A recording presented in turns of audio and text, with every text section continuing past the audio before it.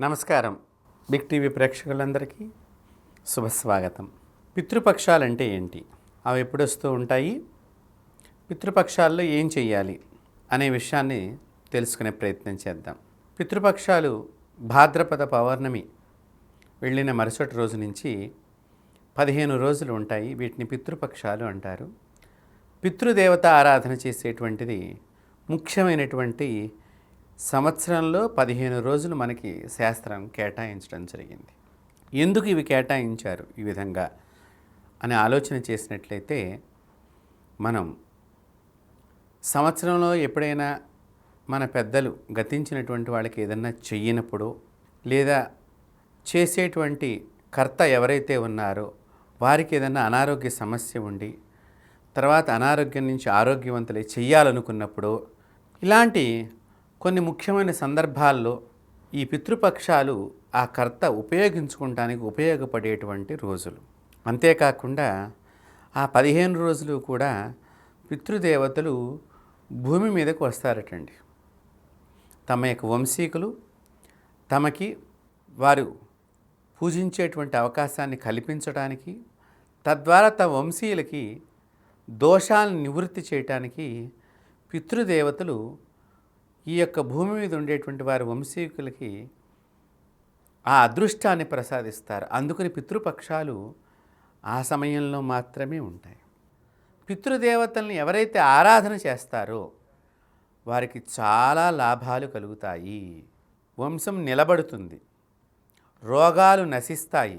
పితృదేవతారాధన అంటే గతించినటువంటి పెద్దలు ఎవరైతే ఉన్నారో వారికి ఎప్పుడైనా మనం సంవత్సరంలో వారి తిథి రోజున చేయకపోయినా, ఒకవేళ చేద్దామనుకుని సమయం కుదరక, సమయం అంటే ఇక్కడ ఏమిటి, ఇంట్లో ఆడవాళ్ళకి ఇబ్బంది రోజులుండి, లేదా ఆ సమయంలోనే ఏదో మైలు దోషం వచ్చి ఉండి, ఇలా ఉండి వాళ్ళకి చేయటం కుదరదు. అలాంటప్పుడు ఈ పితృపక్షాల్లో వారే స్వయంగా పితృదేవతలు కిందకి వస్తున్నారు కాబట్టి అప్పుడు వారికి చేయటం అనేది చాలా ముఖ్యమైనటువంటి విషయం. పితృదేవతారాధన చేయటం మూలకంగా తల్లిదండ్రులకి పిల్లలకి మధ్య గొడవలు తగ్గుతాయి. పితృదేవత ఆరాధన చేయటం మూలకంగా పిల్లలు లేనటువంటి వారికి పిల్లలు పుడతారు. పితృదేవత ఆరాధన చేయటం మూలకంగా మరణించేటువంటి పిల్లలు ఎవరైనా కనుక మనకు పుట్టి ఉన్నట్లయితే అంటే తొందరగా వారు రక్షింపబడతారు. పితృశాపం అనేటువంటిది చాలా దారుణంగా ఉంటుంది. దాన్ని ఎవరు పోగొట్టలేరండి, ఏ దేవతలు తీసేయలేరు. మీ అమ్మా నాన్నని మీరు గౌరవించుకోవాలి, పూజించుకోవాలి. మీ తాతల్ని, మీ ముత్తాతల్ని, వాళ్ళందరినీ కూడా స్మరణం చేసుకునేటువంటివి భారతీయ సనాతన ధర్మము, వేద ధర్మము ఎంత గొప్పది అంటే దేవతలకే పూజలు పెట్టలేదండి.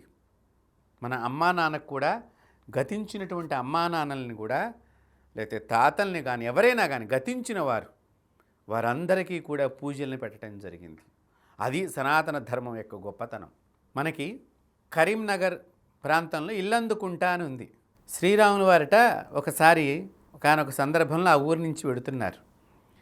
అదే రోజు దశరథ మహారాజు గారి యొక్క గతించినటువంటి రోజు వచ్చింది అని అక్కడ అడవిలో వారికి ఏమీ దొరకక ఆ చెట్లకు ఉన్న ఇల్లందు చెట్టు, దానికి పండు కాసింది.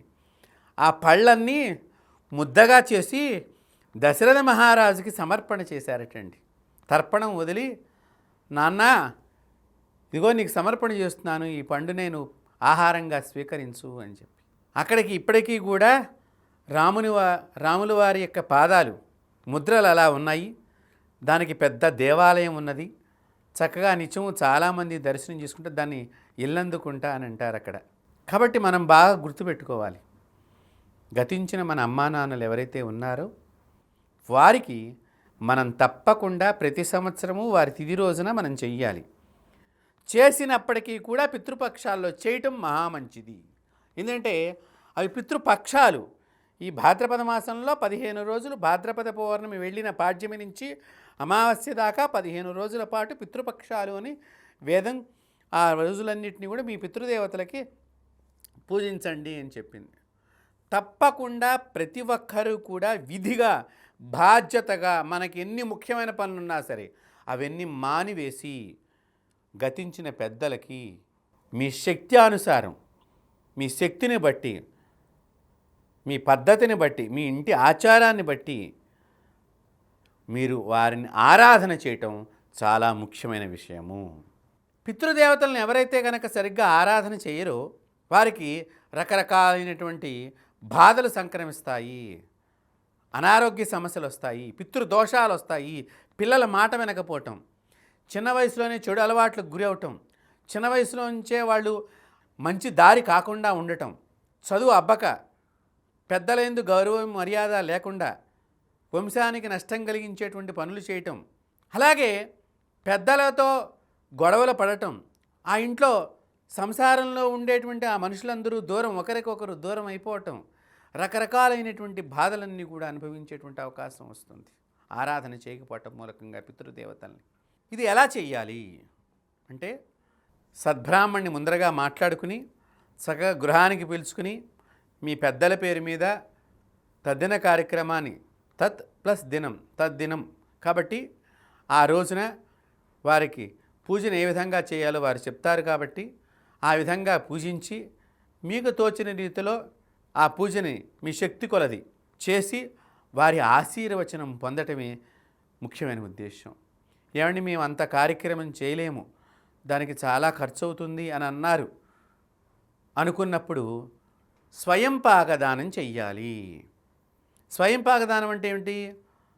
బియ్యము, మనం ఏదైతే భోజనం చేస్తున్నామో దానిలో బియ్యము, కందిపప్పు, బెల్లము, చింతపండు, ఉప్పు, తోటకూర, కూరగాయలు కొద్ది కొద్దిగా, ఓ 2 టమాటాలు, 2 ఆలుగడ్డ, ఇంత తోటకూర, చింతపండు, బెల్లము, ఉప్పు, బియ్యము, తోచిన దక్షిణ కలిపి పలానా వారి పేరు మీదుగా మీరు భోజనం చెయ్యండి అని మీ దగ్గర ఉన్నటువంటి దేవాలయంలో ఉండేటువంటి బ్రాహ్మణుడి దగ్గరికి వెళ్ళి ఎవరైతే చనిపోయారో వారి పేరు, వారి గోత్రం చెప్పి, ఎవరు చేస్తున్నారో దానం వారి పేరున వారి గోత్రనామాలు చెప్పుకుని సంకల్పం చెప్పి దానం చేయటం మూలకంగా కూడా కొంత ఫలితం వస్తుంది. ఇప్పుడు వరదలు వచ్చున్నాయి, అదే సమయంలో కూడా ఒక్కొక్కసారి వరదలు రావచ్చు. అప్పుడు ఎలాగ మన పరిస్థితి? మనం ఇంట్లో లేము, మనకా నాన్నగారి అయ్యో పితృపక్షాల్లో చెయ్యాలి అని మీకు అత్యంత ప్రేమ భక్తి ఉంటుంది. మీరా ఏదో ఒక గుడారంలో వరద బాధితులుగా మీరు ఉండవచ్చు. అప్పుడు ఏం చెయ్యాలి అంటే నేల మీద పడి సాష్టాంగం చేసి, నాన్నగారు నన్ను క్షమించండి, నేను ఆపత్ సమయంలో మీకేమీ చేయలేకపోతున్నాను అని నమస్కారం చేస్తేటండి పితృదేవతలు సంతోషపడతారు. ఈ సాష్టాంగం తూర్పుకు తిరిగి సాష్టాంగం చెయ్యాలండి. పితృదేవతల్ని పూజ చేయకుండా ఏ పూజలు చేసినా, మీరు ఎన్ని గొప్ప పూజలు చేసినా పితృదేవతల అనుగ్రహం లేకపోతే మీరు వృధా, బూడిదలో పోసినటువంటి పన్నీరే. కాబట్టి పితృదేవతలను పూజించాలి, అప్పుడే భగవంతుడు ఆనందపడతాడు. భగవంతుడికి ఆనందం ఏమిటండి? ధర్మాన్ని పాటించేవాడిని చూస్తే ఆనందం, సత్యాన్ని బోధించేవాడంటే భగవంతుడికి ఆనందం వాడిని చూసినప్పుడల్లా. ఒక పితృపక్షాల్లోనే కాదు, ఒక తద్దినం రోజే కాదు, మీ ఇంట్లో పెళ్లి జరిగినా, మీ ఇంట్లో గృహప్రవేశం జరిగినా, ఉపనయనం జరిగినా, ఏ శుభ కార్యక్రమం జరిగినా మీ పెద్దలకు నమస్కారం చేసి మీ పెద్దల పేరు మీదుగా ఏదైనా స్వయంపాక దానం కానీ, వస్త్రదానం కానీ, జలదానం కానీ ఏదైనా సరే మీరు దానం కనుక చేసినట్లయితే తప్పకుండా మీ ఇంట్లో శుభమైనటువంటి వాతావరణం ఏర్పడి మీ పిల్లలతో మీరు ఆనందమైనటువంటి జీవితాన్ని గడుపుతారు. అంతేకాదండి, రకరకాలైనటువంటి పిశాచ బాధలు కూడా తొలగిపోతూ ఉంటాయి. ఎప్పుడైతే పెద్దలు ఏడుస్తూ ఉంటారో అది ఆ ఇంటికి మంచిది కాదండి. ఒకరు బాధపడటం ఎప్పుడూ కూడా ఇంటికి మంచిది కాదు, రాష్ట్రానికి మంచిది కాదు, దేశానికి కూడా మంచిది కాదు. అది మనం తెలుసుకోవాల్సింది.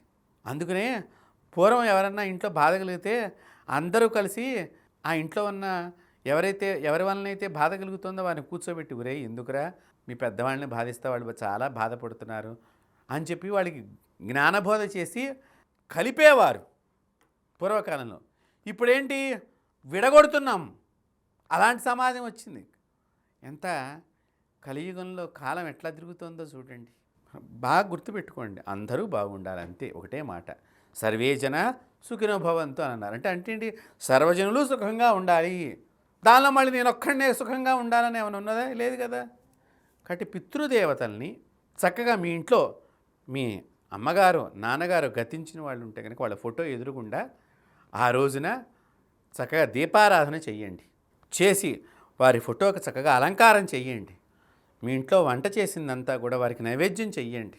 పేదవాళ్ళకి తీసుకెళ్ళి పెట్టండి, ముష్టి వాళ్ళకి పెట్టండి. ఎంత సంతుష్టులై వాళ్ళు భోంచేస్తారో వాళ్ళు స్వీకరిస్తారో తద్వారా మనకి అంత దోషాలు తొలగిపోతాయి. అది మీరు బాగా గుర్తుపెట్టుకోవాలి. అంటే భాద్రపద మాసంలో వచ్చే ఈ పితృపక్షాలు ఏవైతే ఉన్నాయో ఏదో ఒక రోజు 15 రోజులు పెట్టారు మనకి. ఒక రోజున మనకు కుదరకపోయినా ఇంకొక రోజు అమావాస్య రోజునే చెయ్యాలనేం లేదండి. ఈ 15 రోజుల్లో ఏదో ఒక రోజు మీ పితృదేవతలకి చక్కగా ఆరాధన చేసి వారికి నమస్కారం చేసుకోవచ్చు. అయితే అమావాస్య అంటే పితృదేవతలకు చాలా ప్రీతికరమైనటువంటి రోజు అని కూడా శాస్త్రంలో చెప్పి ప్రతి అమావాస్య కూడా పితృదేవతల పూజ చేయవచ్చు. ప్రతి అమావాస్య రోజున కూడా ప్రతి నెలా వచ్చేటువంటి అమావాస్య రోజున మీ పితృదేవతలకు తర్పణం వదలండి. మీ పితృదేవతల పేరు మీదుగా అన్నదానం చేయండి. మీ పితృదేవతల పేరు మీదుగా ఏదైనా మంచి పని చెయ్యండి. మీ ఇంట్లో మీ గృహంలో మీ పిల్లల్లో ఎంత ఆనందం కనిపిస్తుందో చూడండి. అంటే పితృదేవతల్ని ఆరాధించండి. పితృదేవతల యొక్క కృపా కటాక్షాలను పొందండి. మీ ఇంట్లో శుభాలను చేకూర్చుకోండి. జై గురుదేవ దత్త. స్వస్తి. For more videos like this, subscribe Big TV channel.